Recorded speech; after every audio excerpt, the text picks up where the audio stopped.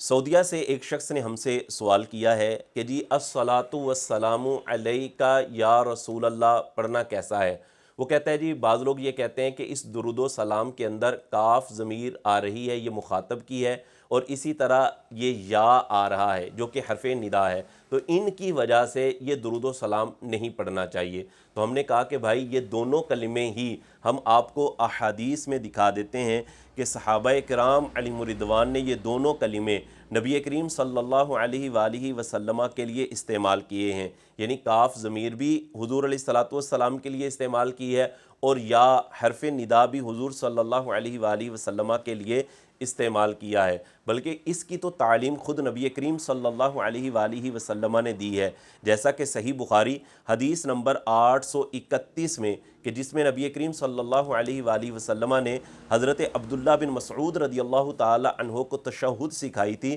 تو اس تشہد میں ہم یہ پڑھتے ہیں السلام علیکہ ایہا النبی، تو اس میں دیکھیں السلام علیکہ، یہ کاف ضمیر بھی آ رہی ہے، اور اس کے بعد ایہا النبی، یہ جو ایہا ہے نا، اس میں اصول اور قاعدہ یہ ہوتا ہے کہ جب منادہ معرف باللام ہو، یعنی جب اس پر الف لام ہو، جیسے یہاں پر آ رہا ہے الف لام، تو جب منادہ معرف باللام ہو تو حرف ندا اور منادہ کے درمیان مذکر کے لیے ایہا کا استعمال کیا جاتا ہے، اور کبھی کبھار ایسا بھی ہوتا ہے کہ یا کو حذف کر دیا جاتا ہے اور صرف ایہا کو لکھ دیا جاتا ہے، یعنی اصل کے اندر یہ عبارت یا ایہا النبی ہے۔ جو تھوڑی سی بھی گرامر جانتا ہے اس کو یہ اصول سمجھ آ گیا ہوگا۔ تو یہ جو التحیات ہم پڑھتے ہیں، تشہد ہم پڑھتے ہیں، تو اس میں ہم پڑھتے ہیں السلام علیکہ ایہا النبی، تو اس میں دیکھیں کاف ضمیر بھی آ رہی ہے جیسا کہ اس درود و سلام کے اندر آ رہی ہے،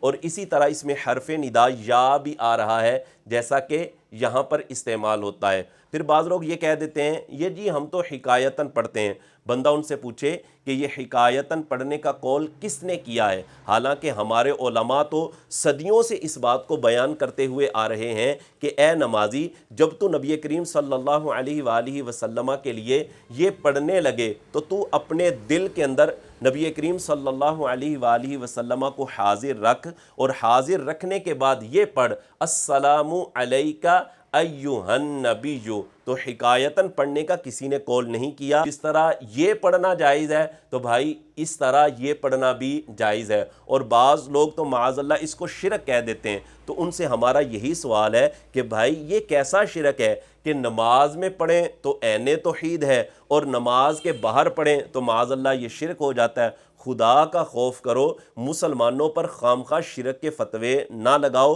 اور یہ درود و سلام مسلمانوں کی اکثریت ہے جو یہ درود و سلام پڑھتی ہے۔ اس کے علاوہ حدیث سے ایک اور حوالہ ہم آپ کے سامنے پیش کرتے ہیں، المعجم الصغیر امام طبرانی کی، اس میں حدیث نمبر 508 ہے، اور یہ چھاپا ہے دار المعرفت بیروت کا، اور اس میں جلد نمبر 1 صفحہ نمبر 183 ہے۔ حضرت عثمان بن عفان رضی اللہ تعالی عنہ کے پاس ایک شخص آیا، تو اس نے آ کر حضرت عثمان بن عفان رضی اللہ تعالی عنہ کے سامنے اپنی کوئی حاجت عرض کی، لیکن حضرت عثمان بن عفان رضی اللہ تعالی عنہ نے ان کی طرف توجہ نہ کی۔ وہ نکلے، جب نکلے تو ان کی ملاقات حضرت عثمان بن حنیف رضی اللہ تعالی عنہ سے ہوئی۔ انہوں نے اپنا سارا معاملہ بیان کیا، تو حضرت عثمان بن حنیف رضی اللہ تعالی عنہ نے ان سے فرمایا کہ جاؤ وضو کرو اور 2 رکعت نفل پڑھو، اور 2 رکعت نفل پڑھنے کے بعد یہ دعا کرو، اور دعا کے الفاظ کیا تھے؟ اللہم انی اسألک